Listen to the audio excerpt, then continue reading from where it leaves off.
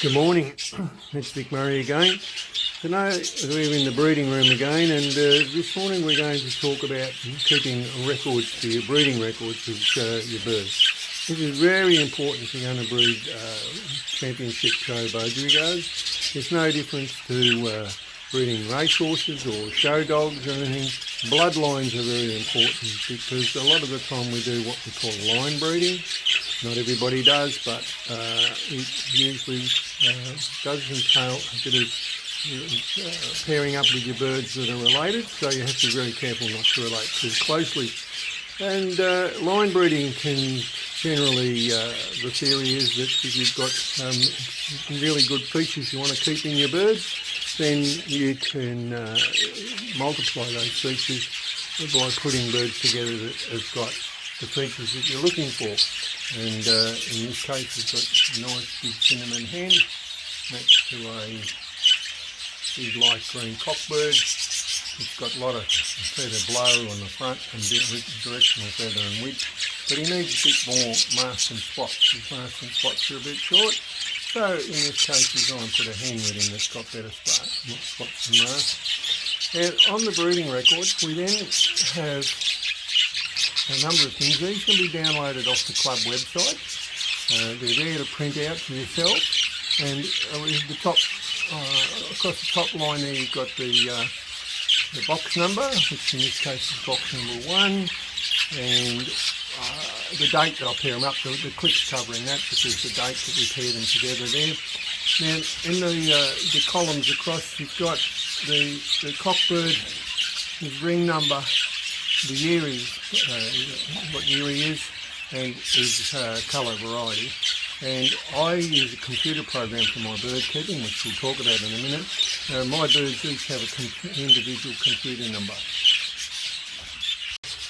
Right, so now we're looking at a nest card from last year to give you an idea of what we've got and how we go from after they start laying. So this pair was where I was trying to breed some black eyes from a split black eye. So what we do there on the card, as you see coming down the left hand column, is as they lay their eggs I write the date in on the card, and as you can see the chicks hatch once every second day, and as they come down I then, as we put the rings on, which is around about between 7 and 10 days, we then write the ring number on the nest card so we know what bird's there, and we write that in another book which I'll just show you in a second. And as you can see we've had 2 rounds of birds with this one, and later on we put their computer number in and their sex and the variety and whether we're keeping them or not. In this case you can see the first 3 birds went to the pet shop, and the next 3 birds went into the computer and we kept them to develop further on. The nest card, then they had a second round of birds, of babies, and I haven't filled in that card yet, which I'll due to do next week. Now just coming back to talking about putting rings on, I find it handy that I just got a bit of coat hanger wire and I put the rings on that, and in numerical order, so that I just, as I need to put a ring on the bird, I just take it off the clip, put it on the bird, as I said, write the ring number on the nest card, which is on the front of the box. Then we put that information into another form, which is I've got a book with, these forms are downloadable from the club website as well, and you can see that they're mine. You can change that on yourself on your own for the year, and the ring numbers are already in the program, on the computer, on the sheet, already there, numbered from 1 to 300 or whatever you want, and you can change that yourself. So that when I then write the ring number on the nest card, at the same time I write the box number next to that ring number in the computer. So we have like this down here, I've got the ring number, the box number next to the ring. So I haven't got the sex of the bird in there because that's that same box of birds that I haven't filled in the nest card yet, that are last year birds that I bred last year, and I actually haven't put them into the computer yet. So then, after they go through their first molt and we decide whether we're going to keep them or not, or we go to the pet shop at that stage. We then write the variety in, whether they're a cinnamon or a black eye in this case. And then and if we decide to keep them, and once we know whether they're a cock or a hen, we write that information in that column. And then I put my birds into the computer. I've got a computer program, and it gives them a unique computer number. So that unique computer number is then in the computer, and I can get I've got a printout of all my birds that I've got.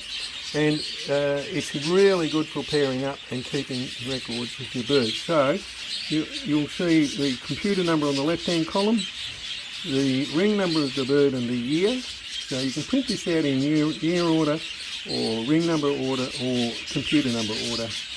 It gives you the sex, the variety. It then gives you the information of the parents. So the parents know ring number, computer number, and so that I can then trace back as to what the parents were. And in the right-hand column, I've got notes for whether they won any shows or any other information that I might want to know if I bought the bird in from somewhere else. Now that's really important when you're pairing up, so you can go and cross-check your birds to make sure that you're not pairing brother and sister or mother and father together. As we talked about line breeding, there's a separate form on the a club website there that explains line breeding if anyone wants to do that.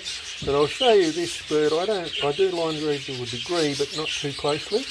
Now this is the pedigree, which you can print out from that computer program. It gives you the pedigree of the bird. Now this is the bird that won the national last year.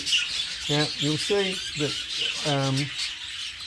his father came fourth at the field the previous year, and 16th at the national in Hobart the year before. And he's on the same side of his family. He's got his grandmother. His grandfather on his mother's side also was first at Shield, and so they're putting your best birds into your line to try and breed the best champion birds. So I find that very handy, and when I sell a bird, I always make that pedigree available to anyone. So it's critically important to keep those records. If you don't have a computer, that doesn't matter. You can still use the cards in the book that are available off the website, and a manual system. We're in another breeder's room. There's Bill Shembry's breeding room now, and he doesn't have a computer, so I'll run through what he does. He still has the nest cards the same, and just briefly, we talked before about line breeding, and we said that we can multiply the good features of a bird. You have to be a little bit careful with that as well, because you can actually multiply the bad features if you're not careful. So have a good look at the line breeding chart and before you start doing it, and talk to an experienced breeder in that area. Now what Bill does, he when his birds lay an egg, he puts a red dot on them so he knows they've laid. So as he's walking around the bird room he can see, and he puts a date when he's expecting the chick to hatch. So right next to the red dot he's got a date thing of when he's expecting the chick to hatch, so then he knows to start looking for chicks around about that date as he's walking around the bird room. From that, Bill then follows it through with when he puts his rings on. When the chick hatches, he will put another dot on the nest card, so he's got two dots. That means that he's now got a chick in that box, so he's got chicks hatching, and he puts the ring numbers in. As he puts the rings on the bird, he writes the ring numbers down on his cards. So very similar to mine. It's still but it's a manual system. He doesn't have the computer. So from the nest boxes, he then goes to his book, which again is printable from the website. Puts similar information in that the next box that came out of the sex, the variety, but he writes the history of the parents in that book. So when he looks up a bird by ring number, he's got both parents written in that book. So instead of referring to a computer printout, he's got a manual system. So it's quite simple, but just as important to do it. as whether it be computer or manual, you nearly need to keep good records for your birds, and if you're going to be successful. Good luck with your breeding. Thank you.